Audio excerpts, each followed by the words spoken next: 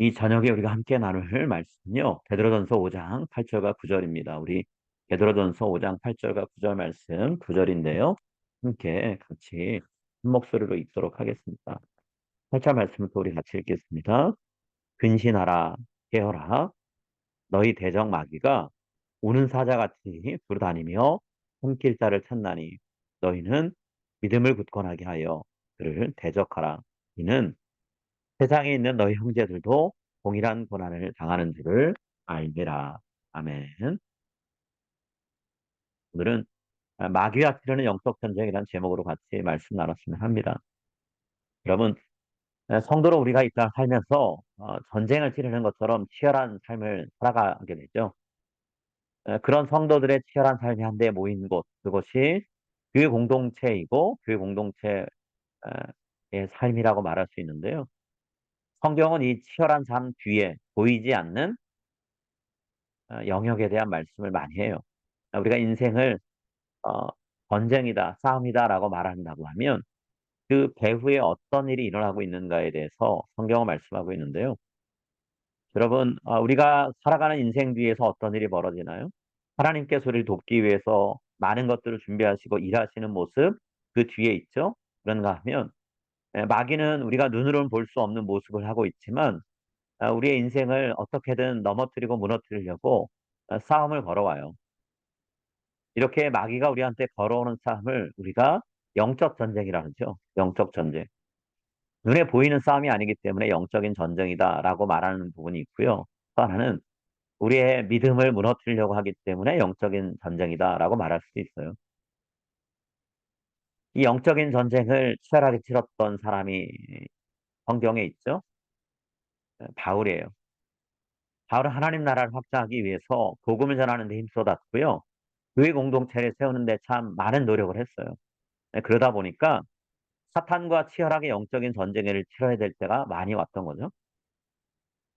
물론 영적 전쟁이라는 것이 바울에게만 일어나는 건 아니죠. 모든 성도들이 각자 정도의 차이는 있을 수 있지만 다들 마귀와 영적인 전쟁을 각자의 삶의 자리에서 치르게 돼요. 바로 오늘을 사는 그리고 모든 시대를 살아가는 성도들이 이런 현실, 영적인 전쟁을 치르며 살아가는 현실을 인식하며 살아가길 바랬어요. 그래서 에베소서 6장 12절에서 이렇게 우리에게 말씀합니다. 우리의 씨름은 혈과 육을 상대하는 것이 아니요 통치자들과 권세들과 이 어둠의 세상 주관자들과 하늘에 있는 악의 영들을 상대함이라. 여러분 우리가 살다 보면 그저 겉으로 볼 때는 몸이 조금 아픈 것뿐이지라고 생각할 때가 있어요. 일이 잘 안 풀리는 거 아닌가라고 생각할 수 있어요. 누구한테나 일어날 수 있는 일이고 늘상 일어날 수 있는 일처럼 보일 수 있습니다. 그런데 때로는요. 그 배후에 마귀가 있고 마귀의 하수인 노릇하는 악한 영들이 부지런히 일하고 있기 때문에 우리가 그런 일을 겪기도 해요. 모든 질병과 모든 안 좋은 일이 마귀의 역사다라고 말할 수는 없지만 마귀가 그런 일을 일으킬 때가 참 많다라는 거예요.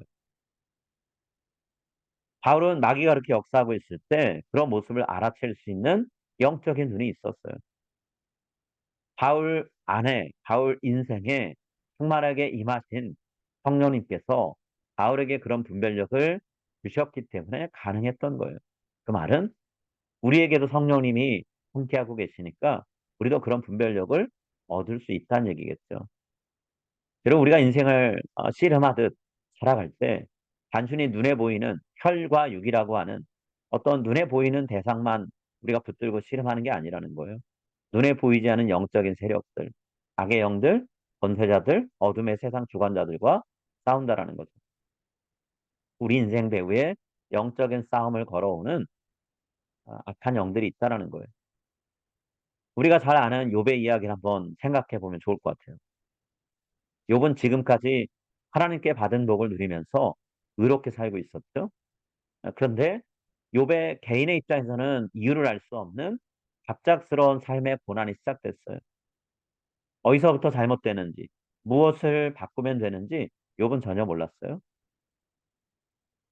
자, 그렇게 욥이 어려움에 처했던 이유가 뭐였나요? 우린 성경을 읽어서 알고 있잖아요. 사탄이 하나님 앞에 나와서 이야기했던 내용 때문이죠.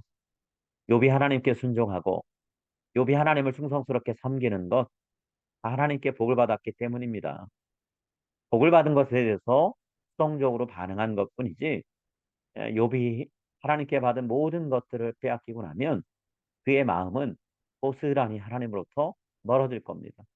그의 믿음은 복에 근거한 것이지 하나님께 근거한 거 아닙니다. 이렇게 얘기했어요. 하나님이 욥에게 베푸셨던 복을 거두는 그 순간 욥이 하나님을 욕하고 떠날 거다라고 사탄은 호언장담하죠. 욥기서 1장 9절부터 11절에 하나님 앞에 와서 욥을 비난하고 욥의 믿음을 깎아내리면서 사탄이 했던 말이 있어요.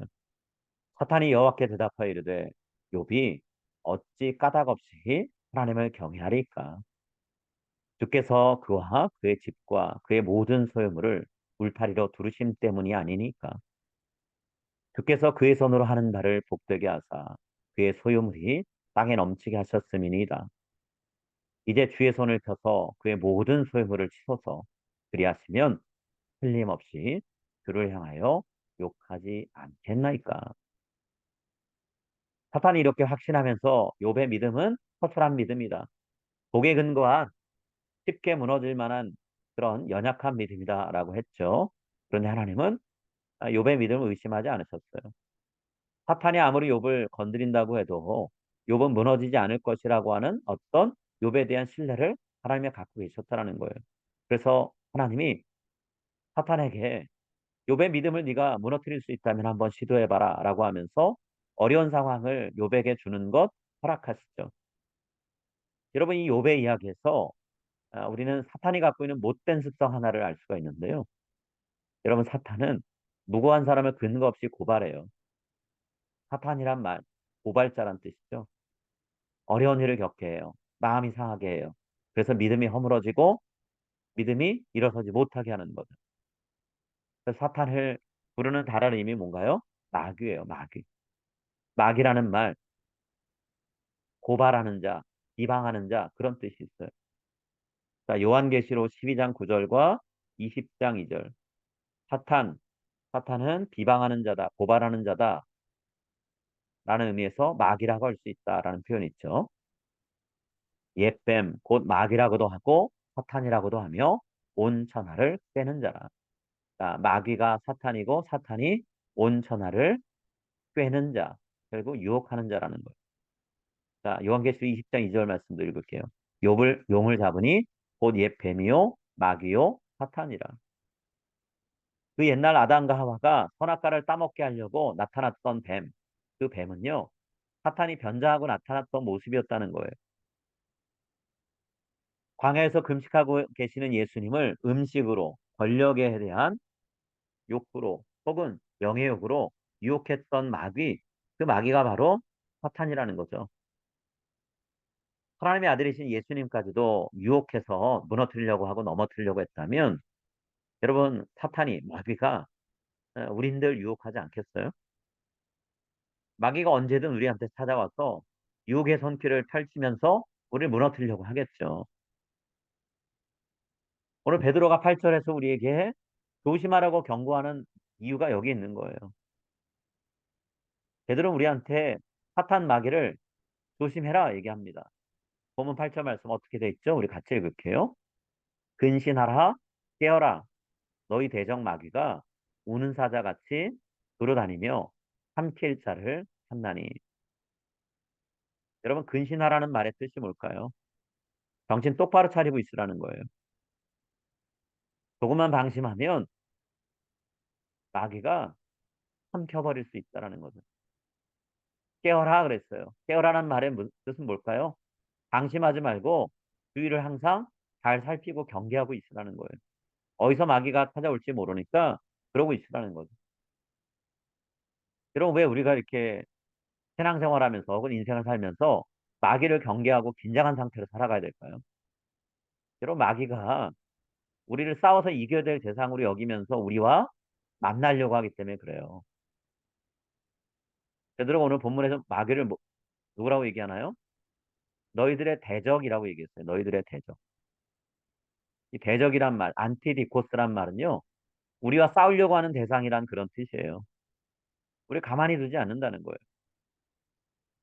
하나님 앞에서 판사이신 하나님께 마귀가 검사 역할 하듯이 욥을 고발한 것처럼 법적인 소송을 걸어서 우리를 넘어뜨리려고 하는 문제, 그게 대적이라는 거죠. 마귀는 자기가 싸움 걸어서 이길 만한 대상이 누군가 이리저리 살피면서 돌아다니고 있어요. 그 모습이 마치 먹잇감을 찾아다니는 배고픈 사자 같다라는 거죠. 여러분, 사자가 먹잇감 발견하면 어떻게 할까요? 크게 포효해요. 울음소리 내요. 그래서 먹잇감이 겁에 잔뜩 질리게 만들어요. 두려움에 사로잡혔기 때문에 제자리에 얼어붙어 갖고 꼼짝도 못할 때가 있어요. 그러면 사자가 어떻게 하나요? 재빨리 발톱으로 움켜쥐고 날카로운 이빨로 물어뜯어서 숨통을 끊어놓고 그 살을 뜯어먹는 거예요. 사탄도 똑같다라는 거예요. 우리를 두려움에 사로잡히게 해요. 그래서 꼼짝 못하게 해놓고 무너뜨리는 전략을 사용한다라는 거예요. 그래서 마귀를 우는 사자와 같다, 두루다니며 삼킬자를 찾는 모습과 같다라고 얘기하는 거죠. 이런 마귀가 우리를 으르렁거리면서 집어삼킬 것처럼 우리를 대하면 우리가 마음속에 두려움이 생겨요. 살아야 되겠다는 생각이 들어요. 근데 살려고 하면 일단은 내가 하나님을 붙들고 있던 이 손을 놔야 되겠다라는 마음을 갖게 만든다라는 거죠. 과거에 수많은 믿음의 선배들이 환난과 핍박을 당할 때, 대교하라고 강요당할 때 겪었던 일이 바로 이런 거잖아요. 살려면 하나님을 놔라. 살려면 믿음을 배반해라. 그런 마귀는 성난 사자처럼 엄청난 힘을 갖고 있는 것처럼 보여요. 근데 성경은 실상 그렇지 않다고 얘기해요. 본인 스스로가 엄청나게 대단한 것들을 갖고 있는 것처럼 생각하지만 그렇지 않다라는 거예요. 예수님께 전 세계 다스리시는 통치권을 줄 것 같고 천사가 받들어서 영광을 올릴 수 있는 영광을 예수님께 줄 수 있는 능력이 마귀에게 있는 것 같지만 마귀에겐 그런 능력이 없어요. 그런 척할 뿐이죠. 마귀에겐 힘이 없습니다. 그래서 성경은 뭐라고 얘기하나요? 우리가 맞서서 싸우면 마귀가 우리를 어쩌지 못한다라고 얘기해요. 마귀도 알아요. 그렇기 때문에 마귀는 어떻게 하나요? 우리를 위협하죠. 혹은 유혹해요. 자신이 위협했거나 유혹했을 때 거기에 넘어간 사람, 굴복한 대상에 대해서만 마귀는 힘을 발휘할 수 있어요. 두려움과 겁에 질려 있는 것이 마귀에게 휘둘리도록 만드는 통로가 된다는 거예요. 마귀는 그렇기 때문에 항상 우리를 걸려 넘어지게 할 때 유혹이란 방식을 쓰거나 거체, 올무에 걸리게 만든다는 거예요. 그래서 우리가 성경을 읽어보면 마귀가 우리를 어떻게 대하는가라고 했을 때 우리를 미혹한다, 유혹한다, 혹은 올무를 놓아서 붙잡는다라는 표현이 많이 나와요. 그러니까 마귀는 우리를 유혹해요. 예수님께 찾아왔을 때 했던 것이 유혹이었죠. 마가복음 4장 2절입니다. 마귀에게 시험, 유혹을 받으시더라. 자, 마가복음 4장 13절입니다. 마귀가 모든 시험, 유혹을 다 한 후에 얼마 동안 떠나니라. 자, 마귀는 유혹만 하지 않죠. 마귀는 올무를 놓습니다. 우리를 걸려 넘어지게 만들어요. 에베소서 6장 11절 말씀이에요. 마귀의 간계를 능히 대적하기 위하여 하나님의 전신갑주를 입으라. 간계란 말은 간사한 계략이란 뜻이죠. 자, 이 간사한 계략은 마치 동물을 잡을 때 놓는 올무와 같아요. 그래서 디모데전서 3장 7절에 이렇게 말씀합니다. 마귀의 올무에 빠질까 염려하라. 자, 디모데후서 2장 26절도 마귀의 올무에 대한 말씀하고 있어요. 그들로 깨어 마귀의 올무에서 벗어나 하나님께 사로잡힌 바 되어 그 뜻을 따르게 하실까 함이라. 여러분, 우리가 이 사실을 분명히 알고 마귀를 상대해야 돼요. 마귀는 절대로 우리가 넘어가지 않으면 어떻게 할 수 없는 존재예요. 그래서 베드로가 우리한테 제일 먼저 하는 말이 뭔가요? 근신해라, 깨어 있으라 말한 거예요. 마귀가 우리를 함부로 할 수 없다는 걸 알고 지내라는 거죠. 자, 마귀가 우리를 함부로 할 수 없다면 이제 우리가 마귀와 마주하게 됐을 때 해야 될 일이 뭘까요? 우리가 당당하게 마귀와 마주하고 싸울 수 있어야 돼요. 그래서 베드로가 말씀하죠. 9절에서 이렇게 얘기합니다. 너희는 믿음을 굳건하게 하여 그를 대적하라. 이는 세상에 있는 너희 형제들도 동일한 고난을 당하는 줄을 알미라. 그래서 그가 누군가요? 마귀요. 사탄을 얘기하는 거예요. 근데 대적하기 위해서 어떻게 하라 했죠? 믿음을 굳건하게 하라 그랬어요. 여러분, 하나님이 우리에게 선물로 주신 믿음은요. 사탄의 공격을 막아내는 방패 역할을 합니다. 그렇기 때문에 베드로가 믿음을 굳건히 하게 하라고 하고 있어요. 방패를, 단단한 방패를 들고 서라는 거예요. 그렇게 사탄과 맞서라는 거죠.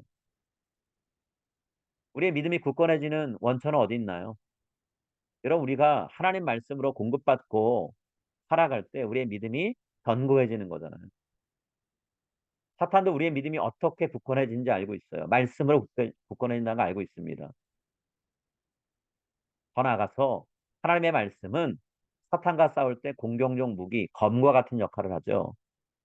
그렇기 때문에 사탄은 우리와 싸울 때 싸움을 먼저 걸어오지 않아요. 그거보다 더 먼저 하는 게 있습니다. 그게 뭘까요? 우리들이 하나님 말씀을 가까이 하지 못하도록 유혹하는 거예요. 우리 하나님 말씀 가까이 하고 깊이 묵상하고 암송해서 내 것으로 만들면 사탄과 싸워서 이긴다는 걸 알기 때문에 사탄은 우리가 그러지 못하도록 해요. 우리 하나님 말씀에서 멀어지게 만든다라는 거예요. 예수님이셨던 비유에도 이 말씀이 있죠. 자, 네 가지 종류의 밭에 뿌려진 씨앗의 이야기를 할 때 예수님 이렇게 얘기하셨어요. 누가복음 8장 12절입니다. 길가에 있다는 것은 말씀을 들은 자니 이에 마귀가 가서 그들이 믿어 구원을 얻지 못하게 하려고 말씀을 그 마음에서 빼앗는 것이요. 말씀이 우리 안에 심겨지지 못하도록 우리의 심령 안에 심겨져서 믿음으로 자라지 못하도록 만든다라는 거예요. 눈에 보이지 않는 존재인 사탄이 어떻게 해서 우리가 하나님 말씀에서 멀어지게 할까요? 어떤 때는 사탄이 우리를 바쁜 일정에 쫓기게 만들죠. 그래서 우리가 성경책을 펼쳐볼 시간도 갖지 못하게 만들 때가 있어요. 또 이런저런 사건, 사고 우리가 마주해서 거기에 마음을 빼앗겨서 하나님 말씀을 찾아볼 여력이 없게 만들 때도 있고요. 인생의 고난, 역경을 만나서 하나님께 실망하게 만들고 하나님의 말씀을 의심하게 만들어요. 그래서 말씀과 멀어지도록 한다라는 거예요. 세상 문화에 휩쓸려서 이리저리 즐겁게 살아가게 만들어서 결국 아무 생각 없게 말씀에 근거한 삶을 살지 못하게 만들기도 해요. 그래서 여러분 사탄은요.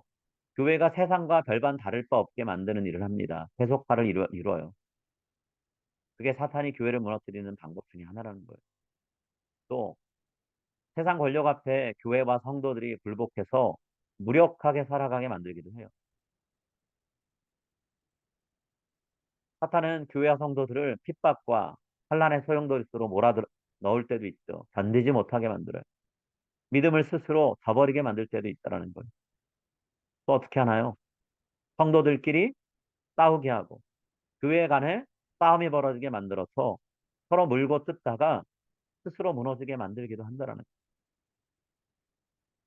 그러면 지금까지 마귀는 이런 전략을 써서 성도를 무너뜨리고 교회를 해체시켰어요. 앞으로도 이런 사탄의 전략은 어김없이 계속될 거예요. 이 세상을 끝내시고 하나님 나라를 세우시기 전까지는 사탄이 모든 믿는 사람들을 믿음에서 멀어지게 하고 말씀에서 멀어지게 하는 일 계속할 거라는 거예요. 어려운 일을 겪으면서 믿음이 약해지는 사람도 생길 거고 또 그로 인해 믿음이 아예 무너지게 만들어 놔야 사탄이 마음대로 조종할 수 있는 사람이 많아지기 때문에 사탄은 우리를 어떻게든 어려운 상황 가운데로 몰아가서 무너뜨릴 거라는 거죠. 요한계시록의 이 부분에 대한 예언이 기록되어 있잖아요. 요한계시록 2장 10절입니다. 너는 장차 받을 고난을 두려워하지 말라. 볼지어다 마귀가 장차 너희 가운데서 몇 사람을 옥에 던져 시험을 받게 하리니 너희가 10일 동안 환난을 받으리라. 내가 죽도록 충성하라. 그리하면 내가 생명의 관을 내게 주리라. 여러분 사탄이 우리를 어려운 가운데 던집니다. 옥에 던져 시험 받게 한다 그랬어요. 환난 받는다 그랬어요. 그렇지만 오늘 성경은 그럼에도 불구하고 죽도록 충성하라 그랬습니다. 그러면 생명의 관을 우리에게 하나님이 주신다 그랬어요. 이 말은 최후 승리를 얻게 하신다라는 겁니다. 이미 예수님은 하나님께 최후 승리를 돌려드렸어요. 십자가 위에서 그 일을 하셨어요. 사탄은 예수님을 죽음으로 내몰아서 자신의 승리를 확보하려고 했지만 하나님은 예수님을 죽음에서 건져서 부활하게 하심으로써 사탄의 전략이 실패했다는 것을 나타내게 하셨죠. 이런 우리 하나님을 굳게 붙들고 믿음을 지키면서 말씀으로 사탄과 대적하며 싸운다면 우리에게도 하나님의 승리가 주어진다라는 거예요. 사탄과 영적으로 싸웠을 때 우리는 이길 거고요. 사탄은 패배할 거라는 거죠. 우리 하나님 말씀에 순종하면서 사탄을 두려워하지 않고 맞서 싸운다면 여러분 우리가 무너지는 게 아니라 사탄이 우리를 피하게 돼 있어요. 성경 이 부분을 분명히 약속하고 있죠. 야고보서 4장 7절에 이 약속이 있어요. 같이 읽겠습니다. 그런즉 너희는 하나님께 복종할지어다. 마귀를 대적하라. 그리하면 너희를 피하리라. 우리가 사탄을 대적해서 이기는 방법은 단 하나입니다. 하나님 향한 우리의 믿음을 끝까지 지키는 거예요. 하나님 말씀 앞에 우리가 계속 우리 자신을 내어놓고 말씀으로 우리의 믿음을 견고하게 세워나가는 거예요. 여러분 우리가 하나님을 붙들고 놓지 않으면요. 사탄도 결국엔 지쳐서 스스로 떨어져 나가게 돼 있어요. 아무리 공격하고 유혹해도 넘어오지 않는 대상을 붙들고요. 사탄이 오래 씨름하지 못해요. 하나님 신뢰하면서 하나님의 도움을 구하며 사는 것. 이것이 우리가 사탄의 유혹과 공격을 이기는 길이에요. 믿음을 굳건하게 하라고 하니까 내가 마음을 단단히 먹으면 되겠구나. 그게 아니라는 거예요. 말씀에 근거한 믿음, 말씀을 믿고 견뎌내는 믿음, 그 믿음이 사탄과의 싸움을 이기게 한다는 거예요. 맥스 루카도 목사님이 쓰신 끝까지 나를 포기하지 않으시는 하나님이란 책에 나오는 이야기 한 토막 제가 잠깐 소개해 드릴게요. 어느 날 오후에 맥스 루카도 목사님이 사모님하고 즐겁게 이제 차 마시면서 이야기를 나누고 있었어요. 근데 집 뒷문 쪽에서 도와주세요. 큰일 났어요. 이렇게 큰 소리가 들리는 거예요. 목소리를 들어보니까 목사님의 손녀 로지가 다급하게 부르고 있는 소리인 거예요. 자, 로지가 뭐 하고 있는지 목사님 알고 있었어요. 자, 로지는 이제 조금 있으면 6살이 되는데 3살짜리 남동생 맥스랑 돌멩이들, 예쁜 돌멩이들 수집하면서 놀고 있었어요. 돌을 한가득 모아서 갖고 노는 게 두 아이의 에, 가장 좋아하는 놀이였는데 아이들이 지금 다급하게 뭐 큰일 났다 그러니까 목사님이 이제 서둘러 가지고 뒷문으로 나가려고 했어요. 근데 목사님 딸이 먼저 이제 손녀 로지를 보면서 무슨 일이야? 이렇게 물었어요. 그랬더니 로지가 맥스가 일어나질 못해요. 이렇게 얘기하는 거예요. 그러니까 눈으로 안 보이니까 목사님은 이제 더 불안해진 거죠. 혹시나 뱀에 물려서 못 일어나는 건가? 아니면 어딘가 낮은 곳으로 떨어졌는데 거기서 다쳐가지고 그래서 피 흘리면서 못 일어나는 건가? 뭐 가진 상상을 다 하는 거죠. 이제 로지가 있는 쪽으로 다가가면서 최대한 침착하게 이제 물었어요. 맥스가 왜 일어나질 못해? 이렇게 물었죠. 그랬더니 로지가 뭐라고 대답했냐면 맥스가 주머니에 돌을 너무 많이 넣어가지고요. 바지가 발목까지 흘러내렸어요. 바지를 끌어올리질 못하고 꼼짝없이 일어서지 못하고 있는 거예요. 이렇게 얘기했어요. 사고가 난 건 아니잖아요. 그러니까 목사님도 그렇고 사모님, 뭐 딸도 그렇고 다들 그냥 서로 바라보면서 큰일이 아니구나 하면서 안도의 한숨 쉬고 미소 지으면서 서로 바라봤어요. 근데 어쨌든 아이가 일어나지 못하고 있다라니까 목사님이 뒷문 열고 맥스가 있는 대로 갔죠. 그랬더니 정말 로지가 말한 것처럼 맥스가 길 위에 쪼그리고 앉아 있는 거예요. 근데 그 모양새가 아주 웃겨요. 청바지 입었는데 청바지가 발목까지 다 내려가 있어요. 그러니까 맨살이 다 드러나는 거잖아요. 그러니까 바지를 끌어올리지도 못하고 어쨌든 본인 몸은 가려야 되겠고 하니까 펄퍼덕 주저앉아 가지고 있는데 무릎으로 이제 가슴까지 올려 가지고 이제 최대한 몸을 가린다고 그러고 있는 거예요. 근데 아스팔트 바닥에 엉덩이를 대고 있는데 그 엉덩이에 스파이더맨 속옷 입은 거 다 드러났죠. 목사님이 손자인 맥스한테 물었다는 거예요. "야 맥스야 일어날 수 있겠어?" 그랬더니 맥스가 아주 조그만 목소리로 "아니요." 이렇게 대답하더라는 거예요. "그럼 내가 손을 잡아 줄 테니까 같이 일어날까?" 그랬더니 손을 말없이 잡고 일어난 거죠. 근데 애는 일어났지만 바지는 못 끌어올리잖아요. 바지 주머니에 돌멩이가 가득 차 있으니까. 네, 목사님이 맥스한테 "도와줄까?" 그랬더니 "네." 그렇게 대답했어요. 그래서 목사님이 맥스를 도와서 바지 주머니에 가득 차 있는 돌멩이들을 하나하나 인제 꺼내기 시작했어요. 그래 놓고 인제 가볍게 된 바지 이제 특혀 올려서 다시 입고 놀 수 있게 해 주는 거죠. 목사님이 이 상황을 보면서 그런 생각을 한 거예요. '사탄이 우리가 일어서지 못하도록 인생의 주머니에다가 이것저것 가득 채워 놓고 그것 때문에 주저앉게 만드는구나. 사탄이 우리의 발목을 옭아매고 앞으로 나가지 못하게 만들기도 하는구나.' 여러분 이런 상황에 우리가 처한다면 우리가 해야 될 일이 뭘까요? 어떻게든 그 바지 올려 보려고 애를 쓰는 걸까요? 아니면 철버덕 주저앉는 걸까요? 둘 다 아니죠. 맥스가 자기 할아버지인 맥스 루카도 목사님한테 도와달라고 "도와주겠냐?"라고 했을 때 "네."라고 대답한 것처럼 우리도 우리를 도우실 하나님을 향해서 도움을 청하고 손을 내미는 거죠. 여러분 손자는 할아버지인 목사님을 신뢰했어요. 그래서 목사님이 손을 내밀었을 때 자꾸 일어났단 말이에요. 목사님이 "내가 너를 도와줄 테니까 주머니에 있는 돌멩이를 빼자."라고 했을 때 그대로 순종했죠. 복종했어요. 그랬을 때 주머니가 가벼워졌고 일어나서 바지를 입고 다시 놀 수 있게 됐다라는 거예요. 목사님이 맥스를 위해서 일할 수 있도록 허락했기 때문에 맥스의 문제가 해결됐고 일어날 수 있었죠. 여러분 사탄도 우리가 어떻게든 주저앉아서 일어나지 못하게 만들려고 그래요. 그런데 하나님은 반대로 우리가 일어설 수 있도록 우리를 도우시는 분이라는. 그렇기 때문에 베드로가 그리고 야고보가 "하나님께 복종해라. 하나님을 신뢰해라."라고 말하는 거예요. 그럼 마귀가 우리를 피할 것이고 우리는 마귀를 대적할 수 있다라는 거죠. 여러분 베드로는 수많은 믿음의 사람들이 사탄의 유혹을 받거나 공격받으면서 지금 이 시대를 살고 있다라고 말해요. 그들이나 지금 우리 이 시대를 사는 우리나 사탄을 이기는 길은 딱 하나예요. 하나님을 신뢰하고 믿으면서 그분을 의지하고 살아가는 거예요.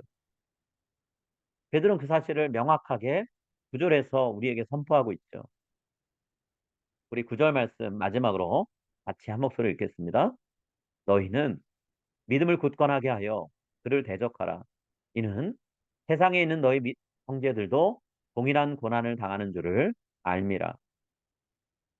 이런 믿음이 세상을 이깁니다. 믿음이 사탄을 이기게 만드는 하나님이 주신 방패이고 우리의 삶을 지켜주는 도구입니다. 우리가 하나님을 굳게 믿음으로 인해서요. 사탄이 어떤 식으로 우리를 공격하든 어떤 식으로 우리를 유혹하든 거기에 넘어가지 않고 끝까지 믿음의 길을 걸어가서 하나님께서 허락하시는 승리의 잔치를 나눌 수 있는 여러분 될 수 있기를 간절히 바라고 소망합니다. 우리 같이 기도하겠습니다.